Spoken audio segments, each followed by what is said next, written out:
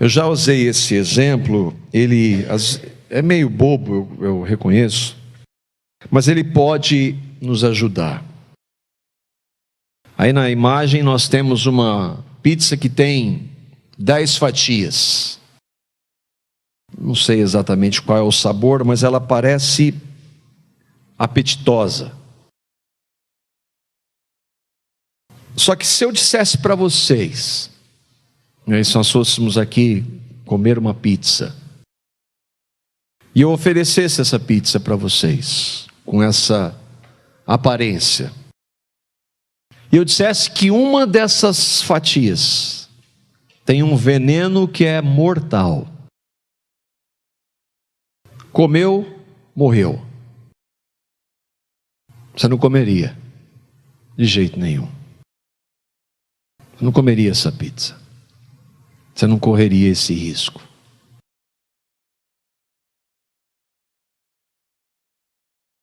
Esse é o livro que nós cremos ser a palavra de Deus. Esse livro não é que contém, ele é a palavra de Deus. Se esse livro tivesse um único erro, não seria a palavra de Deus. E nem eu, nem vocês poderíamos nos achegar a ele com a garantia que nós podemos hoje saber que Deus fala pela sua palavra. Existem hoje pessoas que questionam a infalibilidade da Escritura. Eu não estou falando de ateus, eu estou falando de gente que prega, de pastores, de líderes, que dizem que a Bíblia tem erros históricos, erros de datação, erros cronológicos. E a resposta é que se ela é a palavra de Deus, ela não tem erros. Nunca foi provado isso, apesar de ter gente que defenda, mesmo na igreja. A Bíblia é a palavra de Deus, ainda que eu e você não a entendamos. A Bíblia não depende, ela não é palavra quando eu e você entendemos. Ela é palavra de Deus, ainda que nós não a entendamos. Ainda que nós não a aceitemos. Que haja pontos difíceis, ela é a palavra de Deus. Ainda que nós não concordemos com o que ela diz. E há muitos pontos difíceis para nós concordarmos. Ainda que a minha e a sua religião não concorde com o que ela diz, ainda que a cultura mude, e que nós tenhamos que, entre aspas, rever o que nós cremos da Bíblia, ela não muda, ela é a palavra de Deus, de um Deus que não muda, e que sequer há uma sombra de variação. Ainda que o mundo a rejeite, e nós estamos vivendo isso hoje, ainda que o mundo rejeite a palavra, não interessa. Não interessa. A Bíblia é a palavra de Deus. O único terreno que nós temos hoje, seguro, para saber o que Deus tem para nós. Irmãos, há uma falta de discernimento na igreja tão impressionante, na igreja institucionalizada, eu digo, naqueles que estão no meio, ou mesmo muitos cristãos que não têm ideia do que está acontecendo. Abraçando tudo, distorcendo a palavra por causa de práticas claras, pecaminosas, em nome do amor, por exemplo. E eu não estou falando de distorções neopentecostais, de heresias, eu estou falando de igrejas ditas tradicionais. Existem hoje, além das incontáveis heresias que nós vemos na igreja predominante da TV, pastores e líderes que são liberais, não professos, mas nas entrelinhas eles colocam dúvidas em relação à palavra. e não são poucos, e são ouvidos por muitos aqui, inclusive. Eles questionam a Escritura. E se questionar a Escritura, irmãos, acabou. Se eu colocar dúvida na palavra de Deus, acabou. Se ela tiver um erro, acabou. Porque para mim pode ser um erro, para você pode ser outro, para o fulano de tal pode ser outro, acabou. Aqueles que em nome do amor aceitam tudo, não o amor de Deus. Aqueles que para ganhar pessoas para Jesus, não tratam da verdade, que é Jesus. Verdade que confronta. Eles não falam do inferno. Inferno é impopular. Mas o Jesus que nós queremos ganhar fala. E de maneira muito clara e categórica. E é Ele que manda para o inferno. Valorizam a ciência.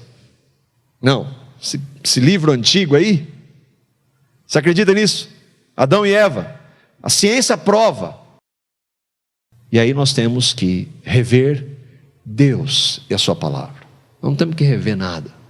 Não existe prova disso.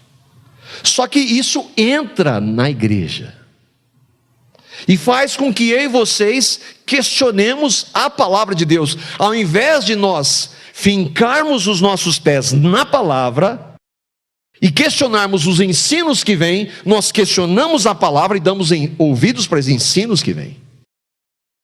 Mas como verdadeiros cristãos,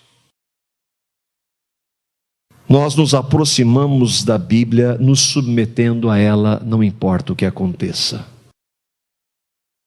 Não interessa o que digam, inclusive na igreja. Isso já faziam muitos durante a história, fizeram.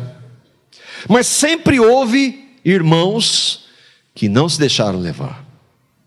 Nós estamos entre os irmãos do ministério, na formação da liderança do presbitério e da diaconia, da comunidade. Nós estamos estudando um grupo de irmãos que não se vendeu a isso. E aqui tem uma definição da Escritura Sagrada, e que eles trabalham e que nós cremos dessa forma. A autoridade da Sagrada Escritura, razão pela qual deve ser crida e obedecida, não duvidada, não questionada, não depende do testemunho de qualquer homem. Se o mundo inteiro, todas as pessoas rejeitarem a Escritura, ela não deixa de ser Escritura e palavra de Deus. Não depende do testemunho de qualquer homem ou igreja. Usado que é interessante que isso está escrito há séculos. Isso predomina hoje.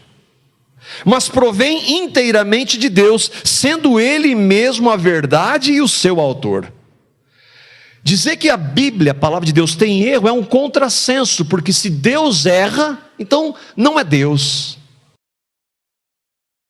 A Escritura, portanto, tem que ser recebida por ser a palavra de Deus e ponto final. E nós cremos assim. Tudo que se diz respeito a Deus, como conhecer quem nós somos, tem que passar pelo crivo da Escritura. Nessa visão, a Bíblia como autoridade, eu tenho aprendido algo que nós, desde que nós começamos, e que para mim tem sido, eu louvo ao Senhor, aprendido com alguns irmãos, que a melhor forma de nós estudarmos a Escritura é pela exposição da Escritura. É ler o que a palavra de Deus diz, verso a verso, dentro de um contexto. Deixa Deus falar. Quanto menos alguém falar, que se propõe a falar de Deus, melhor. Não há melhor forma de ouvirmos a Deus do que o estudo expositivo da Escritura. Por quê? Porque se os escritos foram assim divididos, eles foram inspirados e ordenados por Deus dessa forma. Não na sequência que nós temos, a sequência que nós temos hoje, Velho e Novo Testamento, especialmente no Novo Testamento, que nós temos primeiro os 4 evangelhos, depois Atos, Romanos, 1 Coríntios. Não é essa a ordem. mas os escritos que estão ali naquela ordem foram inspirados. É importante porque verso a verso nós examinamos a Escritura e nós vamos para ela sabendo que ela é autoridade. Eu não vou querendo encaixá-la no que eu acredito, no que eu quero. Eu vou para ela como palavra de Deus, para que ela fale comigo. Porque assim nós não saímos do contexto. Porque muito que acontece hoje, pega-se textos, versículos isolados para se desenvolver em ensinos que são contrários ao ensino geral da Escritura. Porque assim nós tratamos de assuntos que normalmente nós jamais escolheríamos. Se nós nos propormos, como nós vamos fazer hoje, começar a estudar João, nós vamos entrar em assuntos que eu não escolheria. Mas se ele está lá, nós vamos tratar, doa quem doer, inclusive para mim. E porque assim, expondo e explicando o texto, sobra pouco para opiniões, achismos e interpretações pessoais. Por isso que a gente vai estudar, nós começamos hoje a estudar o Evangelho de João. E nós vamos ouvir o Senhor falar por meio deste Evangelho. O Evangelho de João, quem que é o autor do Evangelho de João? Quem é? Não, Deus. Deus é o autor. Ele usou João para escrever. Deus é o autor do Evangelho. João é o meio. É a pena de Deus. Quem era João? Um ex-pescador. Um dos 12 apóstolos, o discípulo amado. Irmão de Tiago, filho de Zebedeu. Um homem pecador. Não estava entre os cultos da sua época. Mas Deus gosta de fazer isso. Para que não haja nada para o homem. Não haja glória para o homem. E ele mesmo, João, ele vai dizer isso, que ele é testemunho disso que ele escreve em João capítulo 21, versículo 24. Que diz assim: este é o discípulo que dá testemunho dessas coisas e que as registrou. Sabemos que o seu testemunho é verdadeiro. João está falando disso lá no final do Evangelho. Tudo que nós vamos ver, se o Senhor permitir, quem sabe ele não volte nesse caminho, meio do caminho. Seria uma maravilha. Aí nós vamos falar e ver Jesus, esse Jesus que João testemunhou e que as mãos dele tocaram, nós vamos poder também. Mas se isso não acontecer, e se nós não partirmos antes, nós vamos estudar essa carta ou esse evangelho, que é uma biografia de Jesus. O escrito foi produzido mais ou menos entre os anos 90 e 100 depois de Cristo. Ele é o último evangelho. Daí então dizer, por exemplo, lá temos Mateus, Marcos, Lucas e João. Parece que é, mas João é um dos últimos escritos do Novo Testamento. Eles foram colocados ali para uma questão de nós entendermos cronológica, mas não cronológica, para organização. Mas ele foi um dos últimos escritos do Novo Testamento. Eu estava pesquisando e achei isso aqui muito interessante, porque aqueles que dizem que mudou e tal, foi encontrado em 1920 um papiro que é do Evangelho de João, que com os métodos de datação, provavelmente esse pedaço foi escrito no ano 125, é claro que não há precisão, mas é muito provável. João foi escrito em Éfeso. Provavelmente nós não sabemos, porque João ele ficou preso na ilha de Pátimos por causa do Evangelho. E pouco antes de morrer, ele foi levado para Éfeso. E ali então, ele escreve o Evangelho. Além disso, ele escreve a primeira, segunda e terceira cartas e o Apocalipse. Acredite-se que João tenha morrido com 94 anos. Foi o único dos apóstolos que não foi martirizado, morreu por causa do amor ao Senhor, se bem que ele estava preso por causa do amor ao Senhor. E diz a história, não é bíblico, mas diz que ele foi jogado dentro de um grande barril de óleo quente para morrer. E não morreu. Qual que era o objetivo e qual o principal objetivo de João? E o objetivo da Escritura? Lá no finzinho ele diz: tudo que foi escrito, que nós vimos, é para que vocês creiam que Jesus é o Cristo, o Filho de Deus, e crendo tenham vida em seu nome. João não veio escrever regras para uma religião. A Bíblia não é um conjunto de regras para uma religião. A Bíblia tem um objetivo: revelar Cristo. Em que condições ele escreve? Como o último apóstolo vivo. É o último dos apóstolos, todos os outros morreram e ele sabe disso.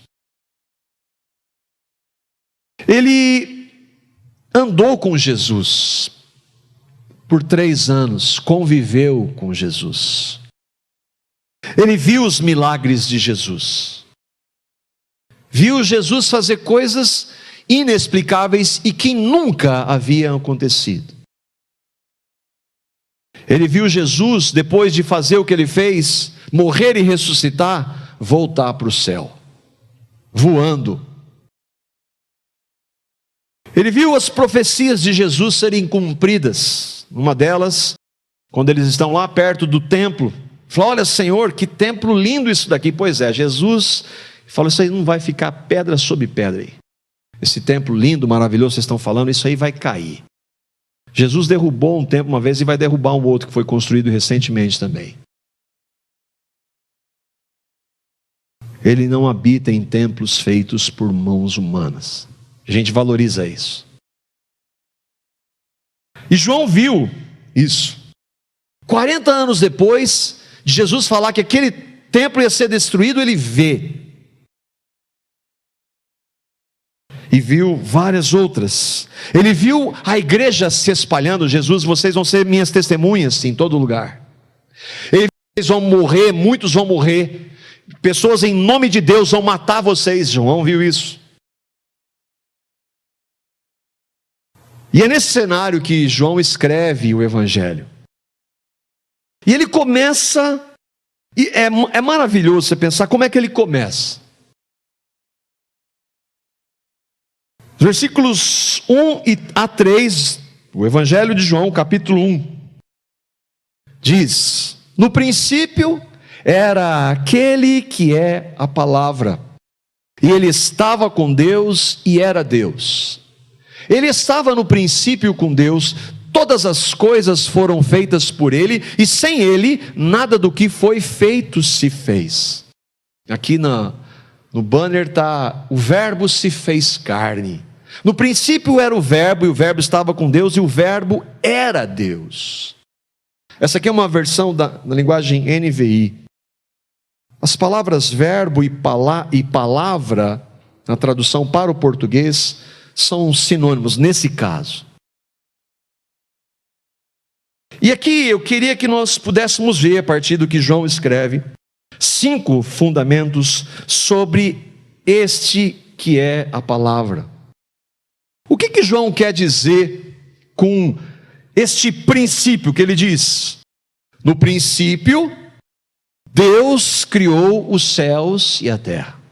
O que ele está dizendo? No princípio era aquele que é a palavra. O que é este princípio? Todo judeu, João era um judeu, todo judeu sabia o que significava essa expressão no princípio. Todo judeu, até o mais secularizado, ele sabia. Ele sabia que no princípio era uma frase única e que estava no início da Bíblia que eles tinham em mãos. No princípio apontava para Deus. E João começa o seu evangelho falando exatamente, usando exatamente a mesma expressão. No princípio. Quando nós estudamos Gênesis há algum tempo atrás, nós vimos isso. Que é o texto de Gênesis 1:1. No princípio Deus criou os céus e a terra. E quando João escreve no princípio, eles sabem do que ele está falando. Ele começa no ponto. Indica o que esse princípio? Indica o início do tempo. No princípio, antes de existir tudo, antes de eu e vocês existirmos, os nossos antepassados, antes de existir a humanidade, antes de existir a Terra, antes de existir a Via Láctea ou as galáxias, antes de existir o universo, antes de existir os seres espirituais, antes de existir tudo, no princípio significa que há algo antes do princípio, antes de existir tudo. A gente estava lendo João, nós estamos lendo João com as crianças, e aí o Daniel perguntou, o meu filho perguntou: papai, era branco ou preto antes de existir tudo?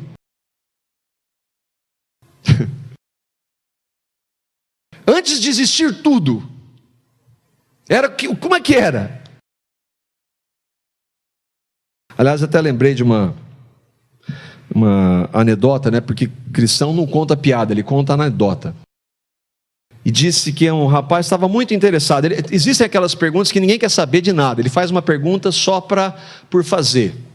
E aí perguntou lá para o pregador que estava pregando o evangelho, falou assim: o que Deus estava fazendo antes de criar tudo? Ele falou assim: estava preparando o inferno para pessoas que fazem perguntas como essas. É claro que não foi esse o contexto, né? Não precisei falar isso para o meu filho, lógico, né? O Salmo 90, versículo 2, diz isso: que antes de existir tudo, antes do princípio, havia um ser. Antes de formares os montes e de começares a criar a terra e o universo, tu és Deus eternamente, no passado, no presente, no futuro. Antes do princípio havia Deus. Nós cremos nisso, porque a Bíblia, a palavra de Deus diz, mas nós não entendemos isso. Nós não questionamos isso. Nós cremos nisso. Quem criou Deus? Outra pergunta. Não, tudo tem uma causa. Quem criou Deus? Ninguém. Deus é. Quando Moisés vai lá e: Senhor, eu vou falar para o Senhor do Senhor Deus que está aparecendo para mim aqui nessa manifestação. Eu vou lá falar para o povo, eu vou falar em nome de quem? Você fala em nome do eu sou. Eu sou. Sempre foi. Deus é. Defina Deus. É impossível. Mas nós temos a palavra dele, o que ele quer revelar para nós está revelado nesse livro que pela graça nós temos. Tudo que nós precisamos saber dele está nesse livro, só nele. Conquanto o universo aponte para um Deus que existe, e todo mundo é indesculpável por causa disso, para conhecer esse Deus só pela palavra dele. Outra definição que nós buscamos às vezes, e toda essa lista, eu já citei algumas vezes essa confissão de fé de alguns irmãos que nós estamos adotando como referência para aquilo que nós cremos da Escritura. Toda essa definição da confissão de fé batista de 1689, toda ela está baseada na Escritura. Quem é esse Deus que nós cremos? E por mais que nós tentemos definir à luz da Escritura, ainda não nós vamos compreender plenamente quem Ele é. Mas quem é esse Deus que nós cremos, o autor da palavra dele? O Senhor nosso Deus é somente um. O Deus vivo e verdadeiro, cuja subsistência está em si mesmo e provém de si mesmo. Infinito em seu ser e perfeição, cuja essência por ninguém pode ser compreendida, senão por Ele mesmo. Ele é um espírito puríssimo, invisível, sem corpo, membros ou paixões. o único que possui a imortalidade, habitando em luz inacessível, a qual nenhum homem é capaz de ver, imutável, imenso, eterno, incompreensível, todo-poderoso, em tudo infinito, santíssimo, sapientíssimo, completamente livre e absoluto, operando todas as coisas segundo o conselho da sua própria vontade, que é justíssima e imutável e para a sua própria glória. Essa é uma definição limitada de quem é Deus. De acordo com a Escritura, vários textos das Escrituras estão aqui nessa definição. Compare-o com você. Todas as vezes que você tiver um questionamento em relação à palavra, coloque-se no seu lugar. Você vai mudar a postura como você vai chegar para esse livro. Você vai chegar clamando misericórdia. Mas hoje nós queremos questionar. Hoje nós temos o direito de questionar. Pense no seu vasto conhecimento, meu e no seu, na nossa longa existência, no nosso imenso amor, que não é condicional. Nosso amor, ele é incondicional. Na nossa suprema justiça, suprema, entende? Suprema, nós temos suprema justiça, que é essa que nós estamos vivenciando nos últimos dias. Essa é a nossa. Pense no nosso poder, o poder que nós temos. Com tudo isso que nós temos, nós queremos questionar Deus e a sua palavra. Nós devemos nos colocar diante da palavra como a expressão desse Deus que nós cremos. Não a questionamos. Nós podemos dizer, Senhor, como Paulo disse, da profundidade, da riqueza, da sabedoria de Deus, Senhor, eu não compreendo tudo, mas eu não questiono. Eu me submeto porque o Senhor é Deus. Entende tudo? Claro que não. Mas eu me submeto a Ele. Voltando para o texto, no princípio o que, João? No princípio era aquele que é a palavra. No princípio era o verbo. Ele estava com Deus e era Deus. Aí vem o segundo ponto.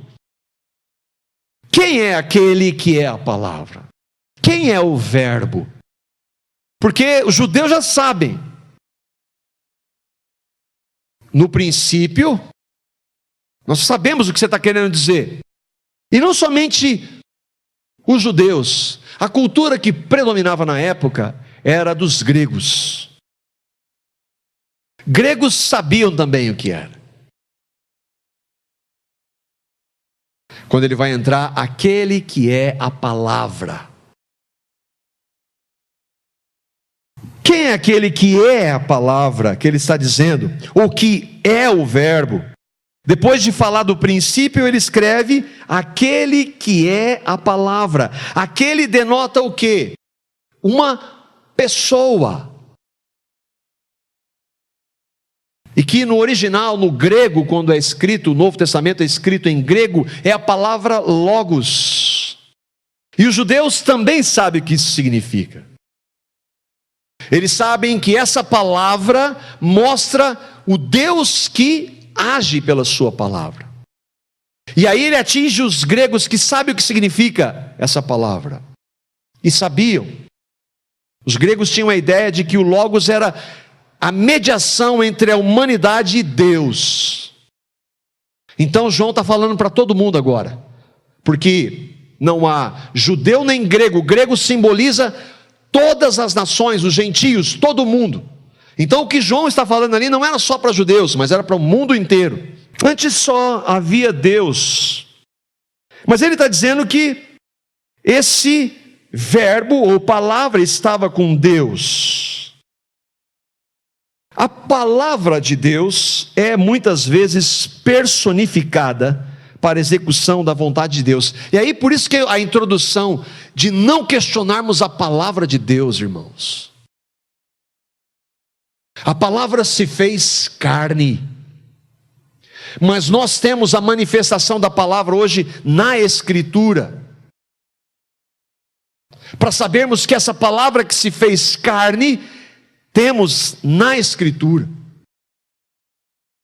Nós não podemos questionar a palavra de Deus encarnada, nem a escrita. Em Gênesis no capítulo 1, e aí nós vimos isso também nos estudos, disse Deus, haja luz, e houve luz. Disse Deus, a palavra de Deus, agindo.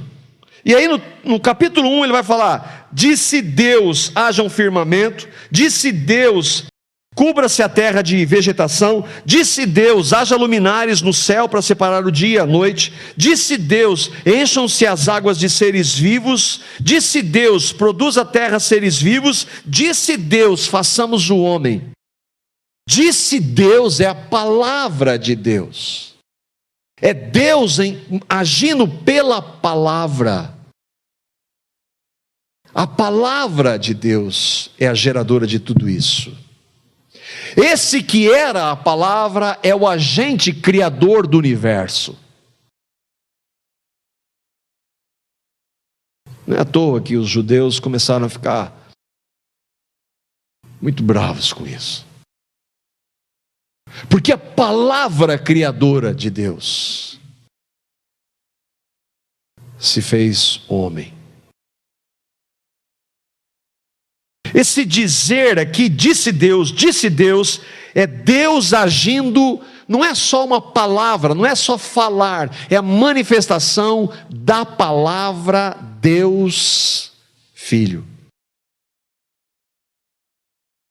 É o Deus agindo, Deus Filho agindo. Esse logos, essa palavra ou verbo, portanto, é aquele que é a palavra criadora. Onde nós vemos isso? Tantos outros textos. Salmo 33, versículo 6. Como é que Deus criou tudo? E Ele criou, aliás, só Deus pode criar. Nós transformamos algo que existe. Mas Deus cria tudo a partir do nada. Como é que Ele criou? Salmo 33, 6 diz, mediante a palavra do Senhor foram feitos os céus, os corpos celestes, pelo sopro da sua boca. Haja, disse Deus, e as coisas foram surgindo. E mediante a palavra, essa palavra que João está escrevendo lá no versículo 1. Em Hebreus, no capítulo 11, versículo 3, pela fé, nós entendemos que o universo foi formado pela palavra de Deus, de modo que o que se vê não foi feito do que é visível. Deus criou tudo que existe a partir do nada, mediante a sua palavra, mas não o falar, mediante a palavra que estava com Deus. Para os judeus, João está introduzindo esse que é a palavra. Para o mundo ele está dizendo também a mesma coisa. Para os gregos, que valorizavam o conhecimento. João está dizendo que aquele que é a palavra estava com Deus. A palavra, portanto, é alguém. No princípio era aquele que é a palavra, ele, aquele que é a palavra, estava com Deus, e era Deus. A palavra estava com Deus. Antes do princípio, esse que é a palavra estava com Deus, na presença de Deus. Mas antes de existir tudo, só existia quem? Deus.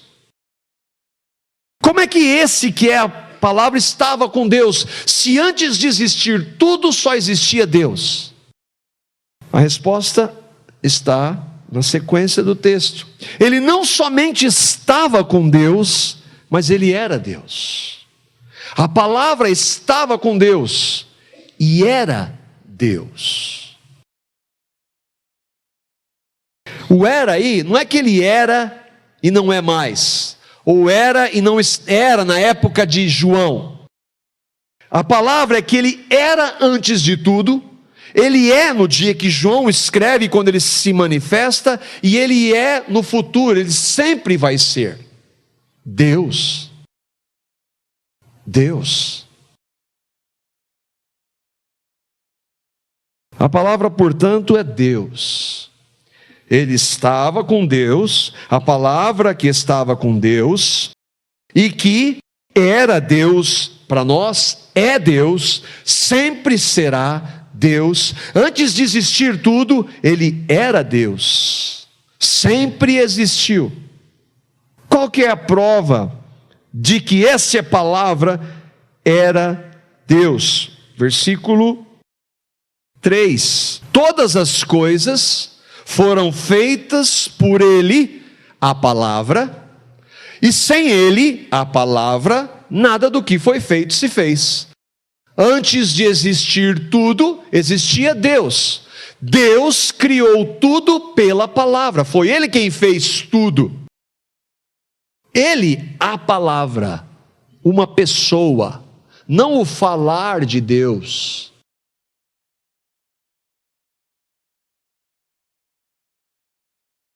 Que todas as coisas, eu e vocês, os nossos antepassados, a humanidade, a Terra, nossa galáxia, as galáxias, universos, seres espirituais, tudo foi criado pela palavra. Quem somente tem o poder de criar tudo? Deus. Então o Logos, que é no grego palavra, é Deus. Mas quem é Ele? Quem é Ele? Todos os cânticos que nós louvamos falavam disso aqui. Que haja em nós o mesmo sentimento que houve em Cristo Jesus, que sendo Deus, desceu até nós. João vai falar, aí nós vamos saltar para o versículo 14. Nós vamos, se o Senhor permitir, nos próximos estudos, trabalhar todos eles, mas nós vamos só para falar, porque João vai dizer ali no versículo 14, quem é aquele que é a palavra? Aquele que é a palavra tornou-se carne e viveu entre nós. Vimos a sua glória, glória como do unigênito vindo do Pai, cheio de graça e de verdade. João está dizendo, antes de existir tudo, havia Deus. Junto de Deus estava uma pessoa que é a palavra que também é Deus. E essa palavra que é Deus se fez carne. Isso significa que esse Deus que nós tentamos entender ou definir, tomou a forma de um homem. Se fez homem. Como é que isso é possível? Deus se fez homem.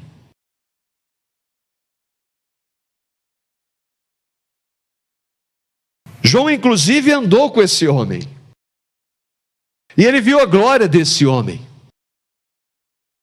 Como é que ele viu essa glória? Ele viu os milagres que ele fez. Ele viu ele morrer e ressuscitar. Ele viu esse homem voltar para o céu. Ele viu as profecias dele, e não profetadas, profecias, se cumprirem. Por isso esse homem e os demais morrem por ele. Eles não morreram por uma religião, um conjunto de regras. Eles viram Deus em um homem. Nada, nem ninguém, jamais tiraria daqueles homens o que eles criam. Eles viram Deus. Viram Deus em um homem. Ele chama no texto unigênito. Unigênito é o único filho da mesma espécie.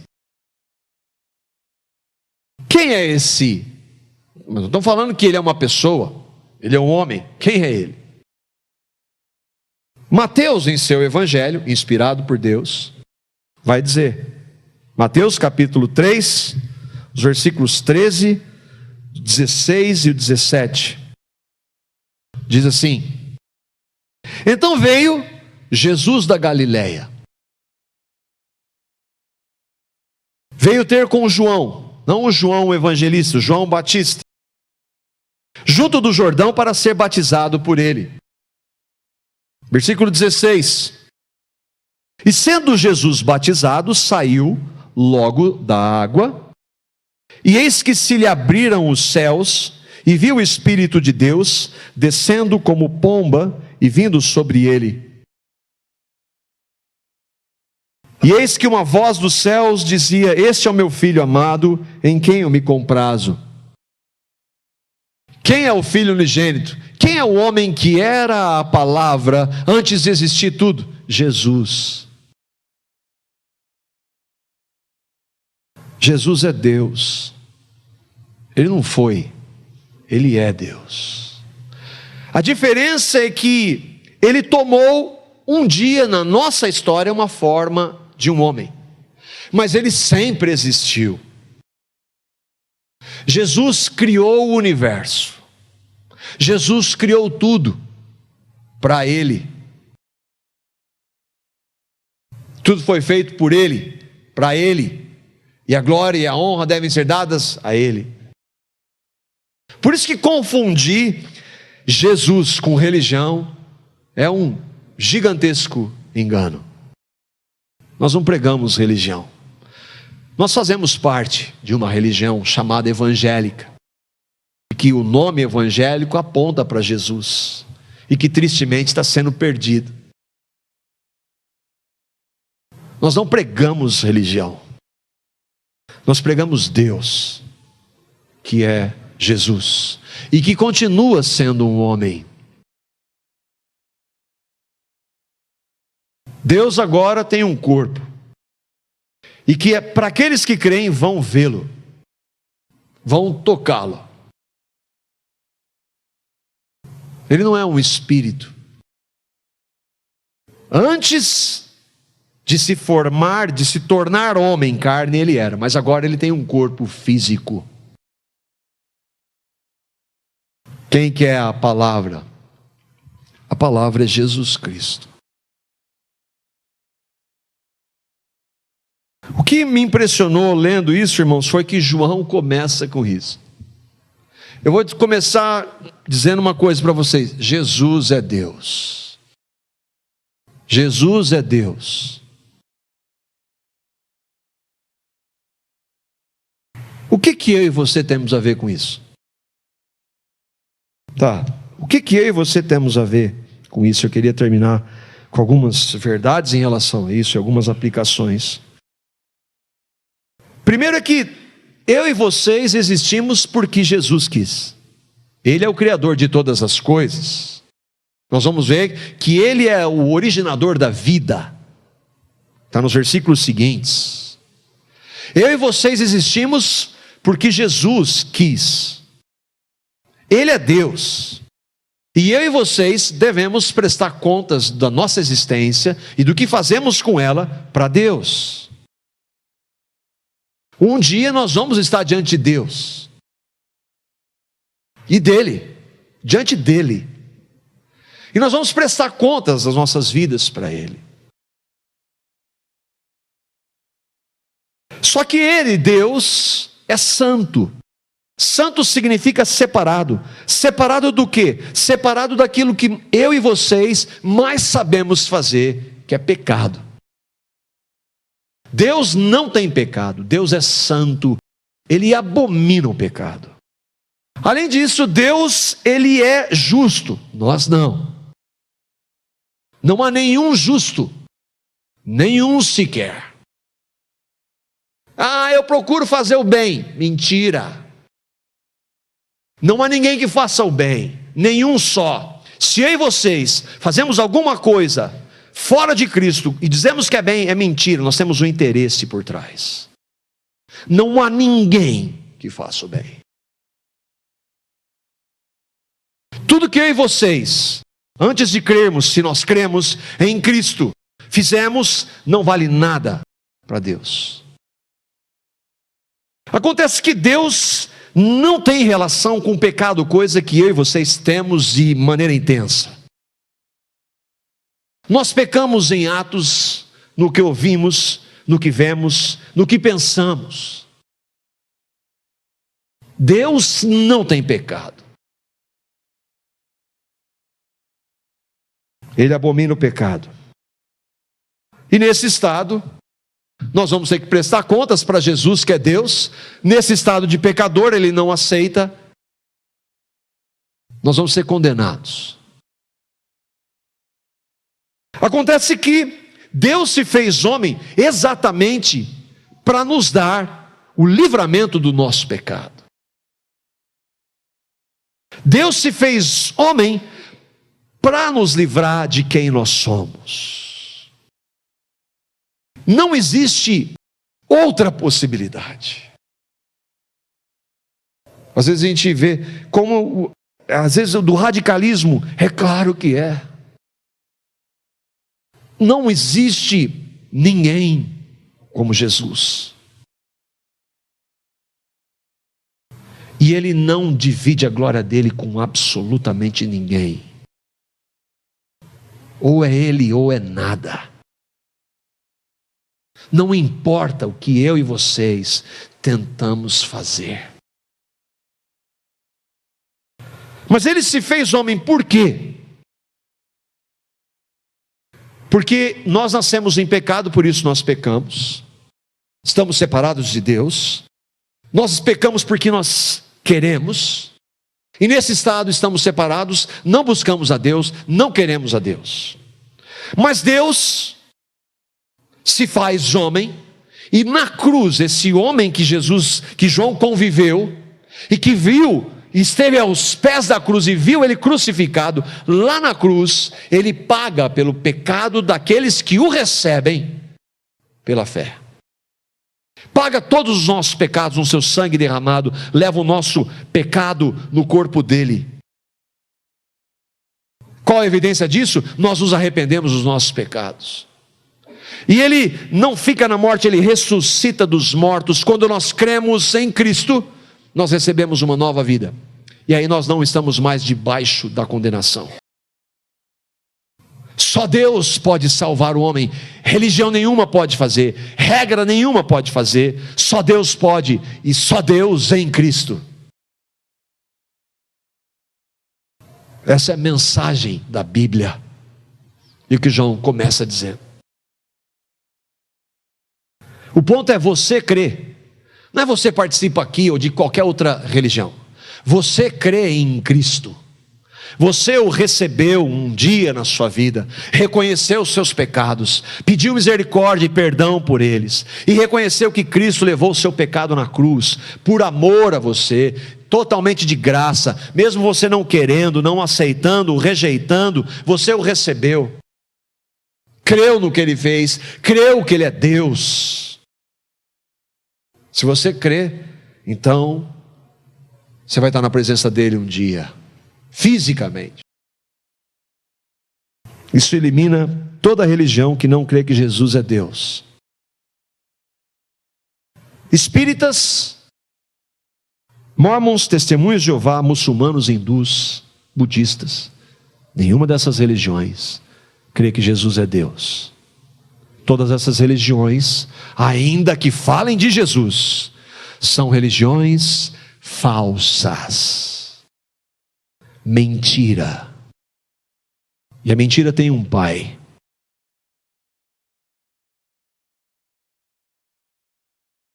Elimina também as crenças que dizem que o homem é salvo por obras. Muitas delas, inclusive na igreja evangélica. Muitos evangélicos que não sabem o que é evangelho, que acham que tem que fazer alguma coisa. É Jesus mais alguma coisa? Nem muitos evangélicos que não sabem o que é evangelho, nem catolicismo romano.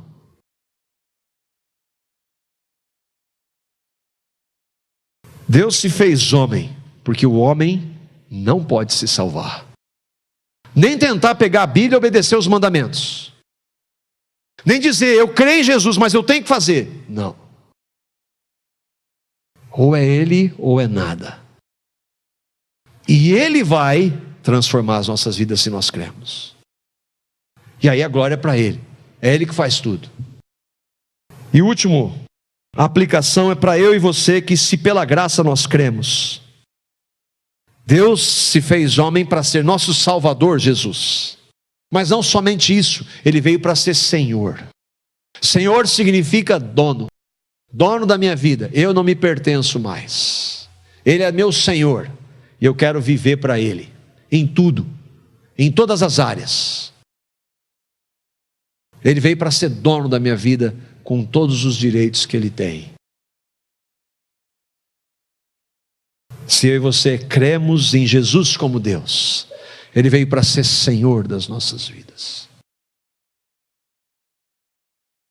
Que o Espírito Santo revele essa verdade para nós, cada vez mais. Que Deus, Jesus, Deus encarnado, que veio para ser nosso Salvador, seja Senhor das nossas vidas em tudo. Amém?